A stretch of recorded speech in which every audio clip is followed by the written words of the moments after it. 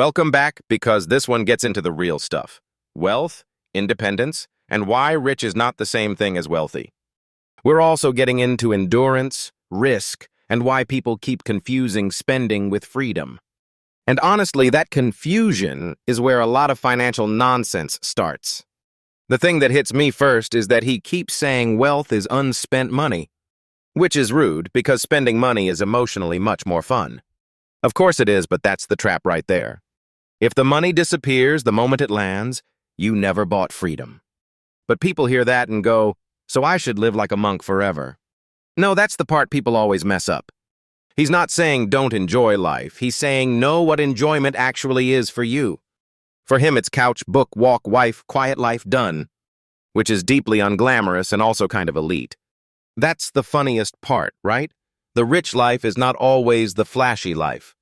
He's basically saying society sells you a costume and calls it happiness. And then you spend 20 years buying the costume and realizing it was never your size. What I liked was the deathbed test because that cuts through all the nonsense fast. If your family is safe, a lot of the guilt around saving starts to vanish.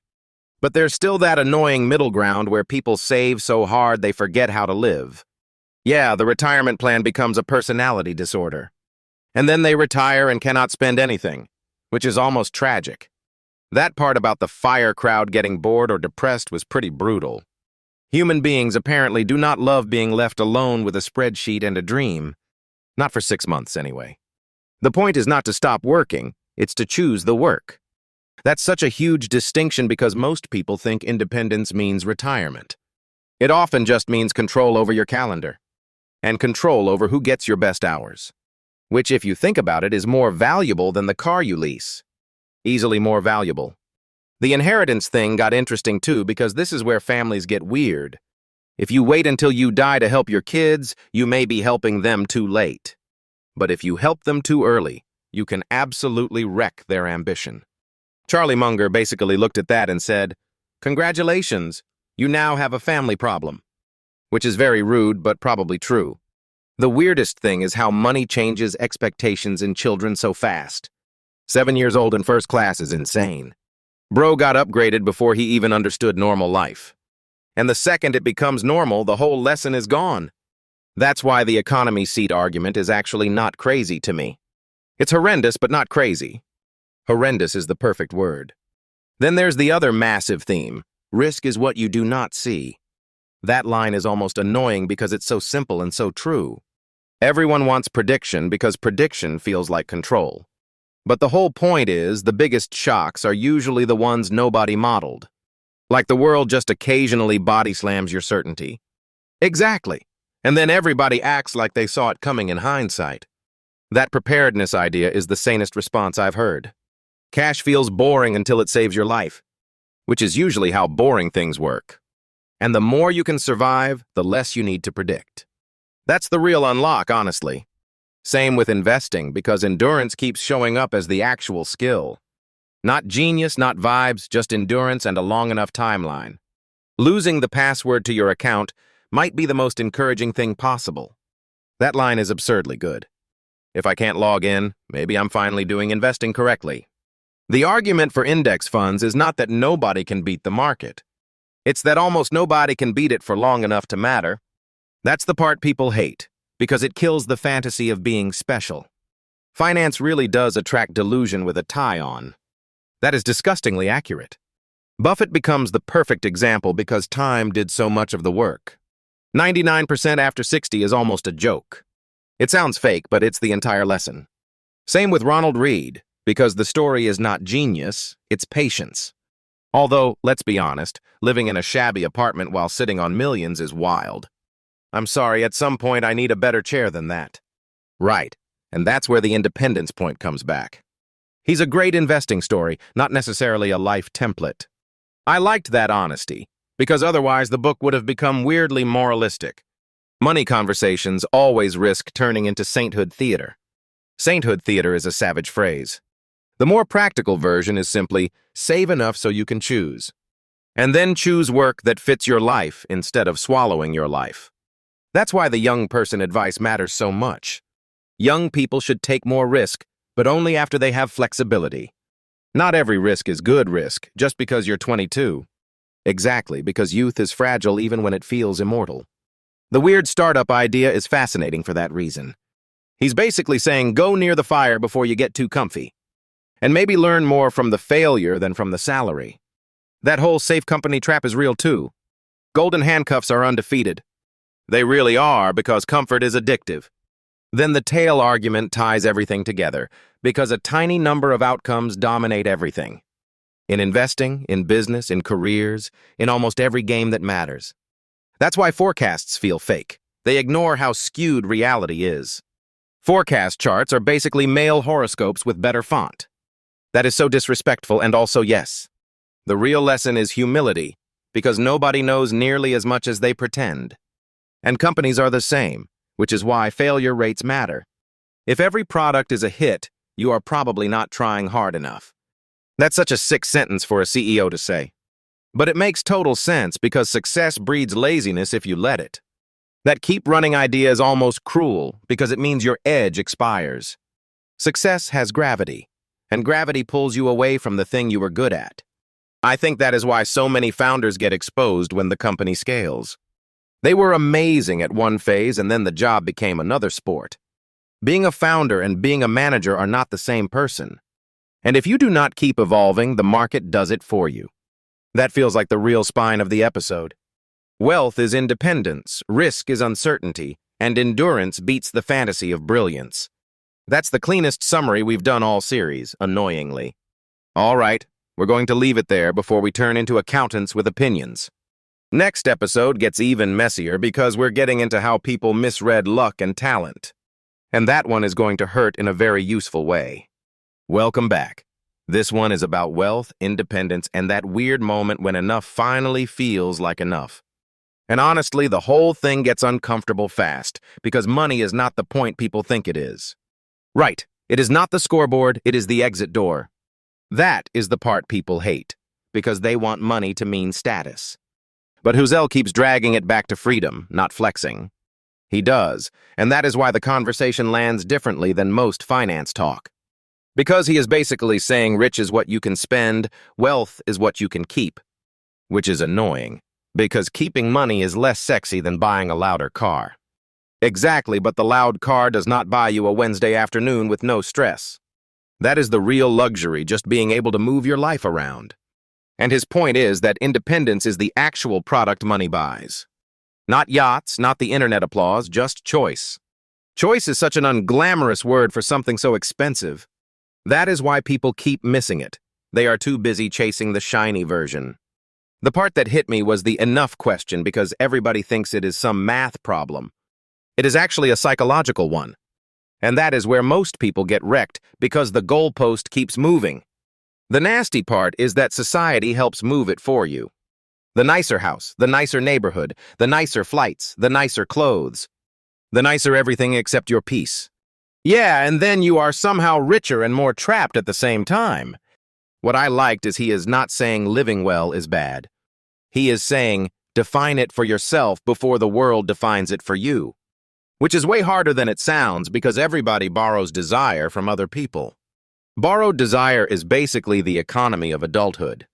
And then he gets into retirement, which is where people get very weird.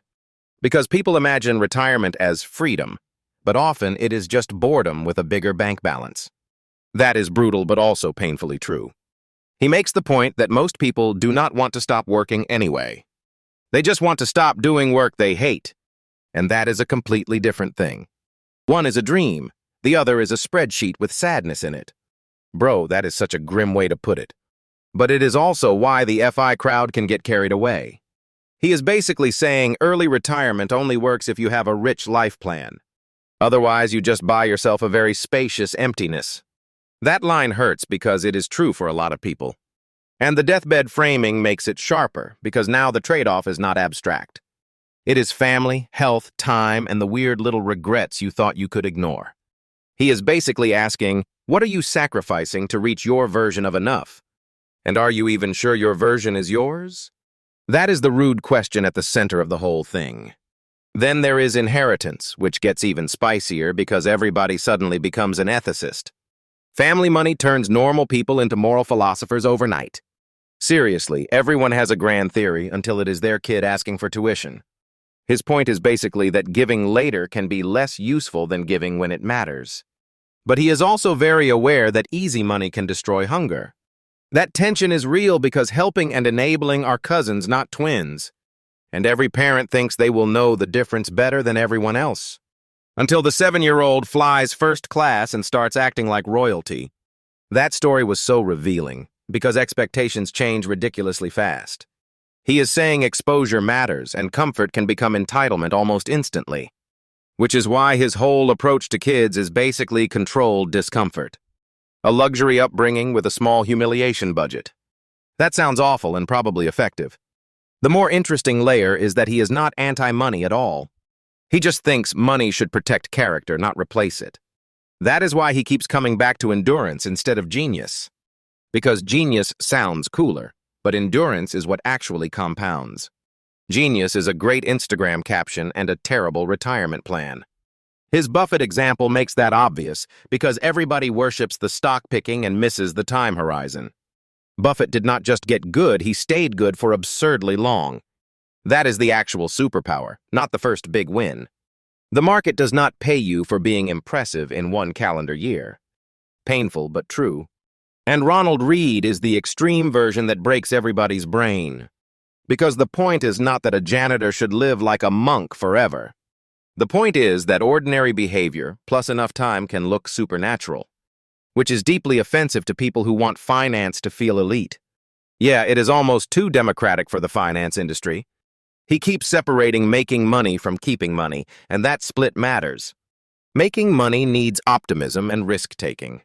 Keeping money needs caution and humility. Translation, one skill gets you into trouble and the other gets you out of it. That is actually a great way to put it. And that is why his advice to young people is not as obvious as it sounds.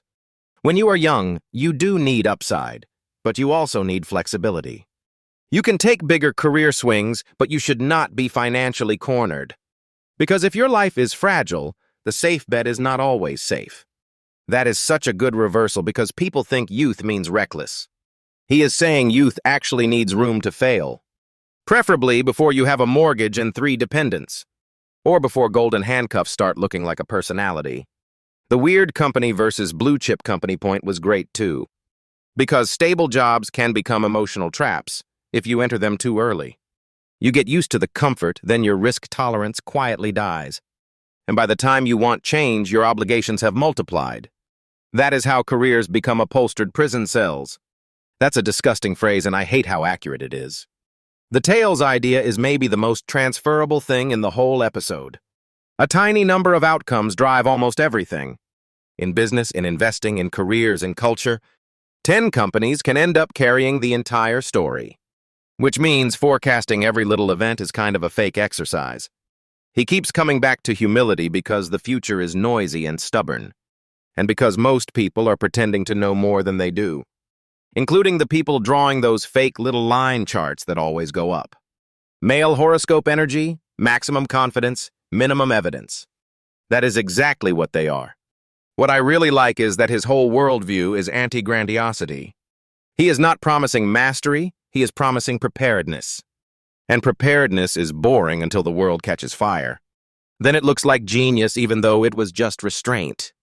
And that brings us to the last thing I keep circling back to. Enough is not a finish line. It is a boundary you keep defending. That is such an annoying truth because it requires maintenance forever. But it also means wealth is way more human than the flashy version people worship. It is just a tool for building a life that does not own you. All right, that is a dangerous amount of wisdom for one episode. We will leave it there before we start sounding responsible. Next episode gets even messier. Because we are getting into luck, talent, and why people confuse the two. And that one is going to hurt in a very useful way. Welcome back because this one gets very real very fast. We are talking wealth as freedom, and why enough is such a slippery word. And somehow a guy can make cash sound boring and radical at the same time. That is the trick though, because he is not glorifying spending at all. He is basically saying the real point of money is control over your own life. Which is a very unsexy answer, but also probably the correct one. Unsexy answers are usually the ones that survive. What hit me first was the rich versus wealthy thing. Rich is money you can spend, wealthy is money you did not spend. Which means half of Instagram is rich and emotionally bankrupt.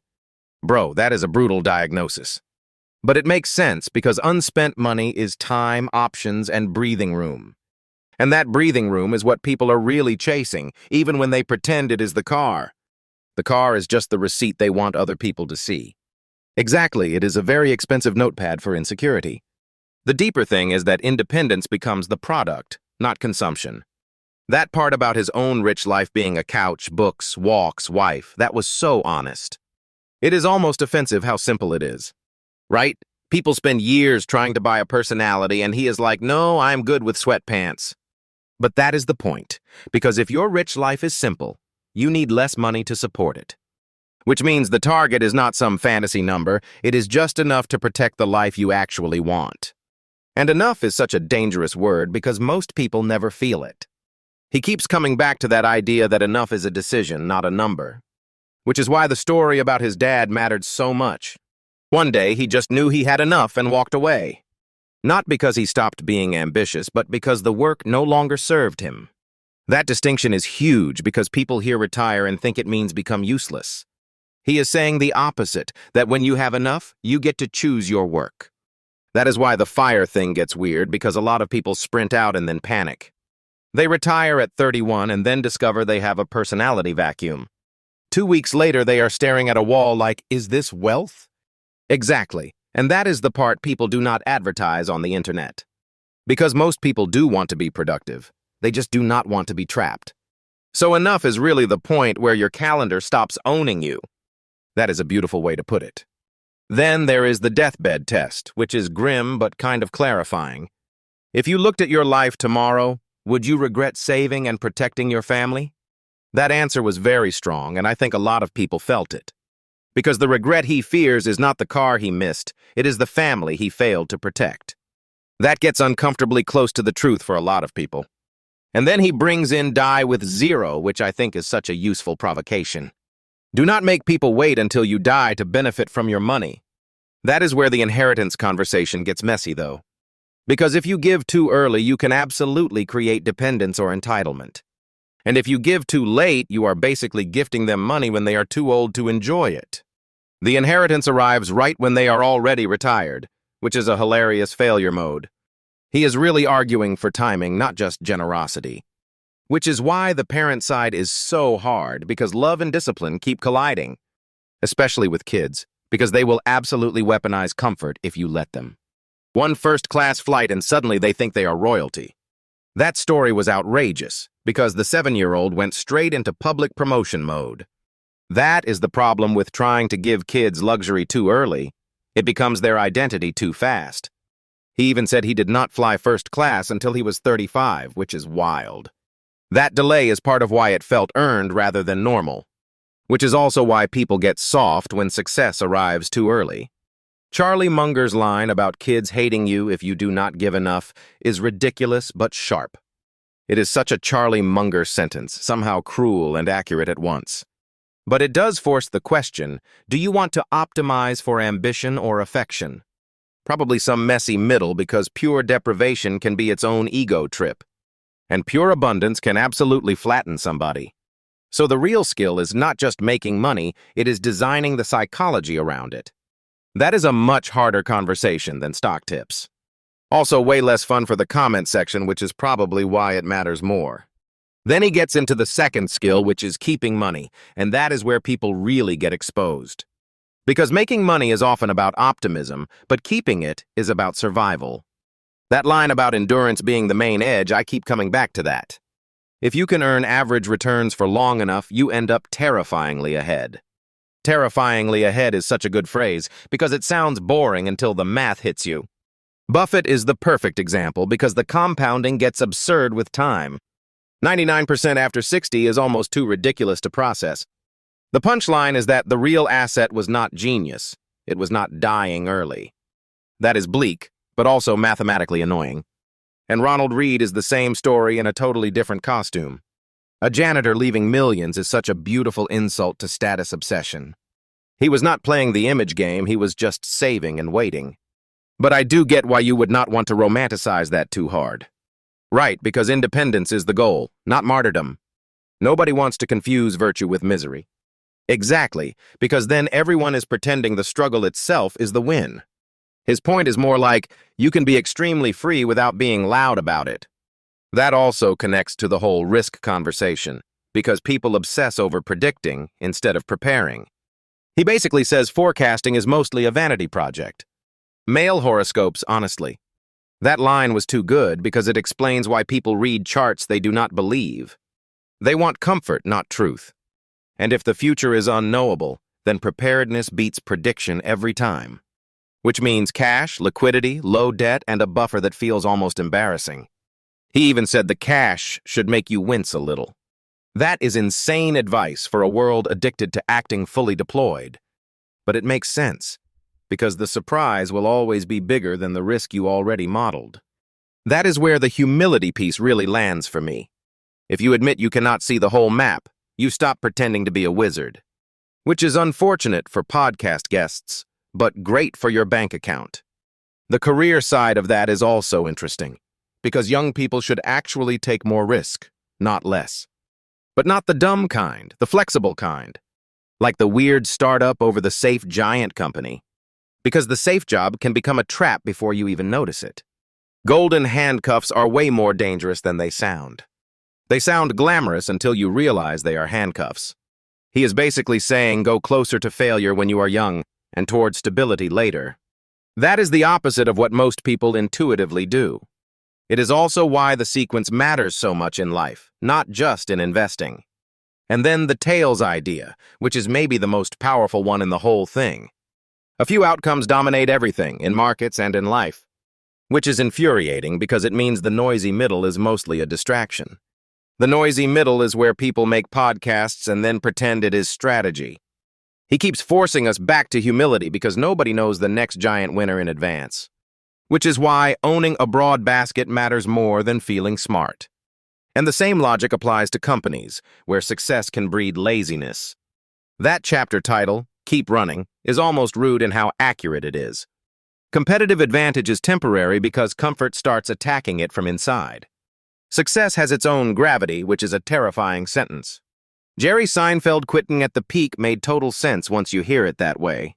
He lost access to the ordinary world that made the comedy work. And that is the same trap founders hit when the job becomes management. The thing you were great at stops being the thing the company needs. Travis Kalanick is such a good example of that tension. Brilliant at one phase, awful fit for the next one. That is not a moral failure, it is just phase change. And most people do not notice the phase change until it is too late. Which is depressing, but very on brand for this whole conversation. The bigger point is that wealth is not about looking rich, it is about staying free. And enough is not a finish line, it is a permission slip. Exactly, permission to stop chasing nonsense and start choosing on purpose. That is a much better business model than burnout. All right, that feels like the right place to breathe for a second. We will keep building on this because the next layer gets even more uncomfortable. Episode 3 is where luck starts bullying everybody's ego.